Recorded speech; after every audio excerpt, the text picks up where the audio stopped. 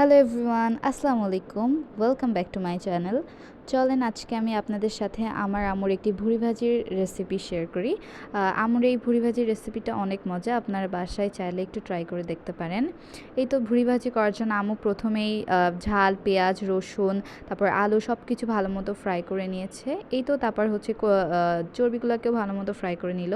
তারপরে মশলা কষানো জন্য আম্মু হচ্ছে সব ধরনের মশলা দিয়ে দিল, যেমন আদা বাটা, রসুন বাটা, পেঁয়াজ বাটা, তারপর ঝালের গুঁড়া, দারচিনি, এলাচ। তারপরে এই যে শক্ত ভুঁড়িগুলো আম্মু প্রথমে দিয়ে আস্তে আস্তে সেগুলো কষিয়ে নিল।